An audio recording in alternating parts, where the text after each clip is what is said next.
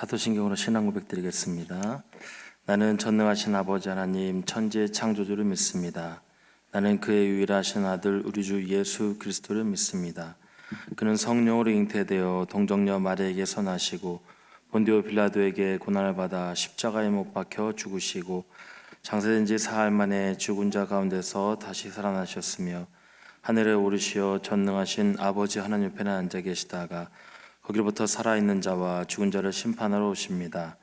나는 성령을 믿으며 거룩한 공교회와 성도의 교제와 죄를 용서받는 것과 몸의 부활과 영생을 믿습니다. 아멘. 찬송가 286장입니다. 286장.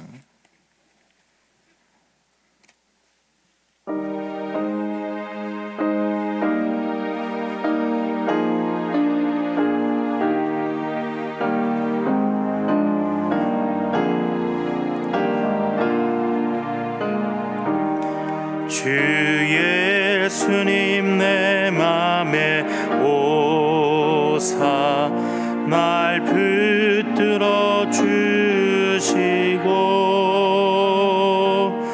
내 마음에 새 힘을 주사 늘 기쁘게 하소서. 사랑의 주 내 맘속에 찾아오사 내 모든 죄 사하시고 내 상한 맘 고치소서.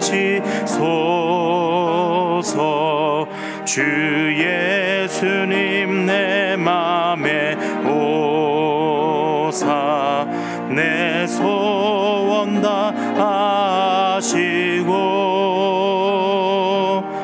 내 무거운 짐 맡아 주사 참 평안을 주소서. 사랑의 주 내 맘속에 찾아오사 내 모든 죄 사하시고 내 상한 맘 고치소서. 주 예수님 내 맘에 오사 날 정결케 하시고 그 은혜를 내 맘에 채워 늘 충만케 하소서. 사랑의 주 내 맘속에 찾아오사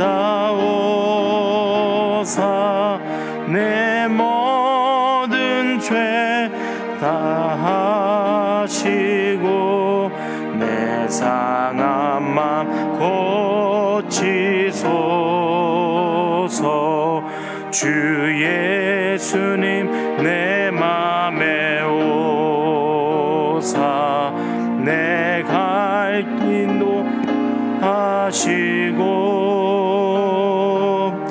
주 성령을 내 맘에 채워 늘 충만케 하소서. 사랑의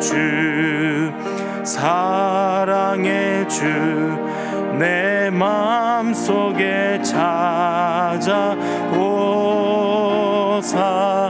내 모든 죄 하시고 내 상한 맘 고치소서. 아멘. 하나님의 말씀 고린도전서 11장 17절에서 26절입니다. 고린도서 11장 17절에서 26절까지의 말씀 교독으로 보신 후에 마지막 함께 읽도록 하겠습니다. 내가 명하는 이 일에 너희를 칭찬하지 아니하나니 이는 너희의 모임이 유익이 못되고 도리어 해로움이니라. 먼저 너희가 교회 모일 때 너희 중에 분쟁이 있다 함을 듣고 어느 정도 믿거니와 너희 중에 파당이 있어야 너희 중에 옳다 인정함을 받은 자들이 나타나게 되리라. 그런즉 너희가 함께 모여서 주의 만찬을 먹을 수 없으니 이는 먹을 때에 각각 자기의 만찬을 먼저 갖다 먹음으로 어떤 사람은 시장하고 어떤 사람은 취함이라. 너희가 먹고 마실 집이 없느냐 너희가 하나님의 교회를 업신여기고 빈궁한 자들을 부끄럽게 하느냐 내가 너희에게 무슨 말을 하랴 너희를 칭찬하랴 이것으로 칭찬하지 않노라. 내가 너희에게 전한 것은 주께 받은 것이니 곧 주 예수께서 잡히시던 밤에 떡을 가지사 축사하시고 떼어 이르시되 이것은 너희를 위하는 내 몸이니 이것을 행하여 나를 기념하라 하시고 식후에 또한 그와 같이 잔을 가지시고 이르시되 이 잔은 내 피로 세운 새 언약이니 이것을 행하여 마실 때마다 나를 기념하라 하셨으니 함께 읽겠습니다. 너희가 이 떡을 먹으며 이 잔을 마실 때마다 주의 죽으심을 그가 오실 때까지 전하는 것이니라. 아멘. 기도하겠습니다. 하나님, 오늘 우리 가운데 함께 해주시고 인도해 주셔서 감사합니다. 주님의 말씀을 따라 살아갈 수 있는 우리의 모습이 되게 하여 주시고 하나님께서 이 땅 가운데 우리를 부르시고 인도하여 주셔서 주님의 권능으로 살아갈 수 있도록 인도해 주신 것을 늘 감사하며 날마다 주님의 죽으심과 또한 우리를 살리시고 인도하신 그 은혜들을 기억하며 살아가는 우리가 되게 하여 주시옵소서. 하나님, 새벽에 주 앞에 나왔습니다. 아버지 하나님, 간절한 소원하는 마음과 또한 주님의 교회를 향한 열정을 가지고 기도하며 간구할 때 아버지 하나님 하늘문을 여시고 하나님께서 인도하시는 삶을 아름답게 살아갈 수 있도록 인도하여 주시옵소서. 주 앞에 나올 때 빈손 나오지 아니하고 귀한 드립니다. 감사 헌금을 드립니다. 1,000번 제물을 드립니다. 하나님 흠양하시고 아버지는 각기 소원을 가지고 드린 귀한 예물 하나님 그 기록하는 대로 또 그렇게 소망하는 대로 이루어질 수 있도록 역사하여 주시옵소서. 감사드리며 예수님의 이름으로 기도합니다. 아멘. 코로나가 한참 유행을 하고 있을 때에 많은 사람들의 논쟁 중에 하나가 교회 밖으로 드려지는 예배가 올바른 예배인가 하는 그런 문제였었죠. 많은 사람들이 이렇게 이야기를 했었을 때 어떤 것이 본질인가 이렇게 많이들 이야기를 했습니다. 어떤 이는 본질적으로 주님을 기념하는 예배가 되고 삶으로 실천할 수 있다면 그 예배는 가치가 있다 이렇게 이야기를 했고요. 어떤 사람들은 성전 밖에서 드려지는 예배는 예배가 아니다 그래가지고 끝까지 예배당을 사수하는 이렇게 예배자가 되어야 한다 이렇게 많은 논쟁들이 좀 있었던 것 같습니다. 그러면서 나왔던 말들이 일제강점기에도 그리고 6.25 시대에도 막지 못했던 예배 중단을 어떻게 코로나가 막았는가라고 하면서 많은 사람들이 개탄을 금치 못했던 것들을 우리는 기억을 할 것입니다. 그런 시간들이 벌써 2년이 다 지나갔죠. 그 당시만 해도 사람들이 예배의 가치가 얼마나 좋은가, 이렇게 우리가 예배당에 나와서 예배할 수 있는 게 얼마나 좋은가라고 많은 사람들이 눈물을 흘려가면서 예배의 가치를 논했던 때가 있었습니다. 점점 이제 예배를 회복을 해가고 있다라고 하고 있는 지금 우리가 살아가고 있는데, 그렇게 예배를 가치를 논했던 우리에게는 과연 현재 잠깐이지만 몇 개월이지만 어떻게 보면 몇 주라고 할 수 있겠지만 현재 우리의 예배는 어떤가, 오늘 우리가 이 말씀을 통해 한번 다뤄보기를 원합니다.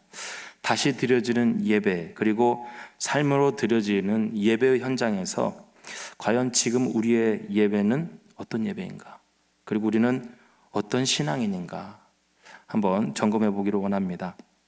오늘 본문은 여성도의 머리 문제에 대해서 어저께 교훈한 바울에 이어서 고린도 교회에서 파행적으로 이루어지고 있는 성만찬, 오늘 말씀 보셨을 때에 성만찬의 내용이구나 라고 아마 생각해 보셨을 겁니다.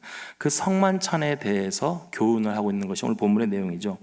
이는 모두 세상 속에는 있지만 세상에 속하지 않은 공동체로서, 그러니까 구별된 공동체로서 우리가 교회가 어떠한 선택을 해야 하는가라는 문제인 것이죠.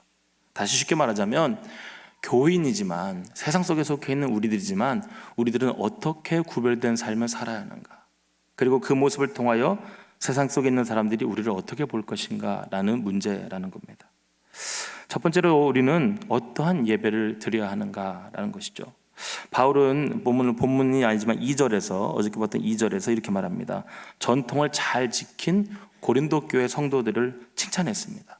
그러니까 우리가 구전을 통하여, 말씀을 통하여 흘러나오고 있는 이 예배의 행식과 우리가 지켜야 할 것들을 잘 지키고 있다, 이렇게 칭찬을 하고 있습니다. 그런데 오늘 성만찬, 우리가 오늘 24절에서 26절까지 설명하고 있는 성만찬에 관하여는 칭찬하지 않는다, 이렇게 반전을 주면서 시작합니다.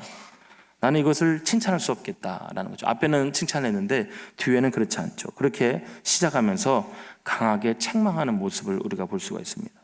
오늘 17절에 보시면 이렇게 나와 있습니다. 내가 명하는 이 일에 너희를 칭찬하지 아니한다, 이렇게 이야기하죠. 왜 그러냐면 이는 너희의 모임이 유익이 안 된다. 오늘 우리들의 모여있는 이 예배가 유익이 되지 않는다라는 거죠.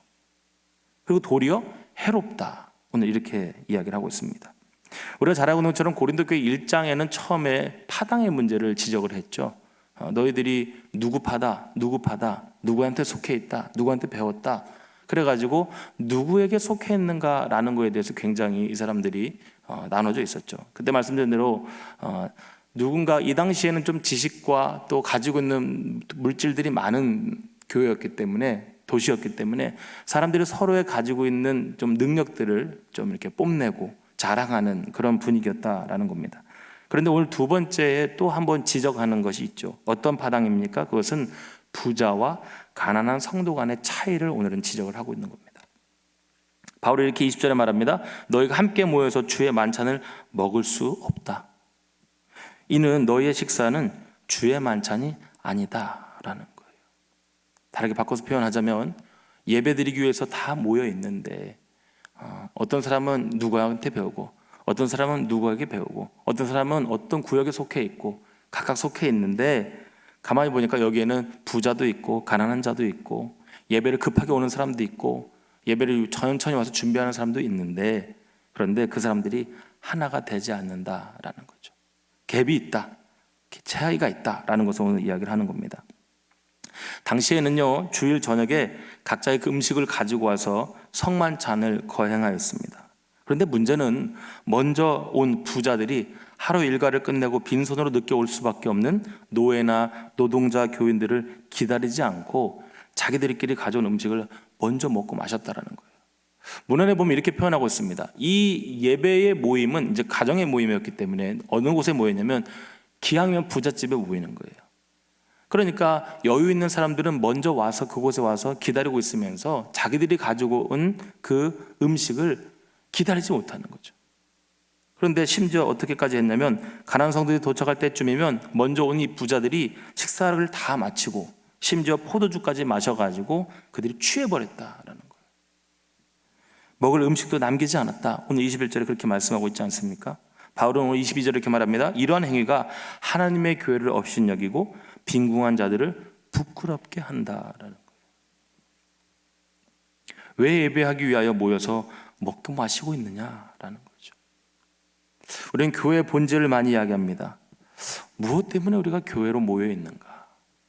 무엇 때문에 예수님을 기념하며 우리가 모여 있는가? 무엇 때문에 우리가 기도하는가라는 생각을 우리가 해봐야 하는 것이죠. 우리들의 교회에는 그런 분쟁이 없습니까? 우리들의 교회에는 먹고 마시는 문제만 분쟁이 있습니까? 우리들의 교회에는 계파를 나누는 문제만 문제가 있습니까? 다르게 한번 돌아봐야 하는 거죠. 과연 교회를 왜 모이는가? 예배하기 위해 우리가 왜 모이는가? 오늘 바울은 이렇게 말합니다. 예배가 아니라 친목 모임에 불과했다. 예배가 아니라 주님을 기억하지 않고 형제를 배려하지 않는 모임이었다라는 것이죠. 그는 좀 심하게 이렇게 표현합니다. 이것은 예배가 아니다라는 것이죠. 그래서 오늘 사도 바울은 이렇게 지적하는 겁니다. 예배는 주님을 기억하는 예배가 되어야 한다. 우리가 잘 알고 있는 것처럼 초대교회 성도들은요, 지금처럼 정형화된 예전을 가지고 있지 않았습니다. 예배의 모습을 갖고 있지 않았습니다. 그래서 그들의 모임 속에는 식사와 함께 약간의 종교적인 의식을 가미할 정도밖에 없었다라는 것이죠. 그렇기 때문에 오늘 바울은 고린도 교회가 시작될 때부터 성도들에게 성만찬, 곧 성찬식의 의미를 전해 주었던 것입니다. 여러분, 성찬식이라고 하는 것은 무엇일까요? 우리가 잘 알고 있는 것처럼 성찬식은 세 가지의 의미를 가지고 있습니다.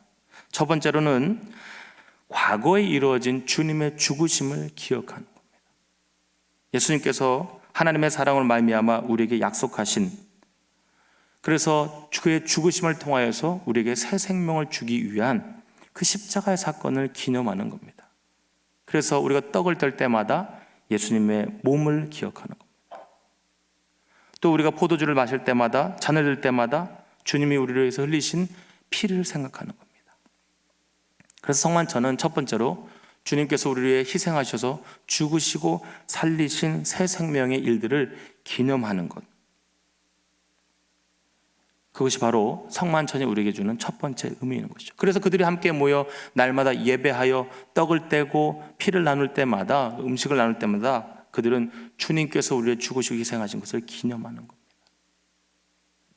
제가 예전에 있었던 어렸을 때 교회에서 이렇게 부활절 되기 전, 고난주간이 되면 우리 교회 그 당시 사모님이 이렇게 하는 거예요. 의도적으로 주님의 죽으심을 기념해라. 그래가지고 성가대, 그 당시 성가대원들 몇 명 안 됐는데 그분들한테 억지로 울으라고 이렇게 그러시는 거예요. 제가 그 모습이 좀 신기했어요. 어릴 때부터 예수님 잘 믿겠다고 살았는데 그 사모님이 좀 과하긴 했는데 의도적으로 울어라. 지금 사모님 되신 분인데 그 청년 그분이 제 앞에서 눈물을 뚝뚝 흘리는 걸 봤어요.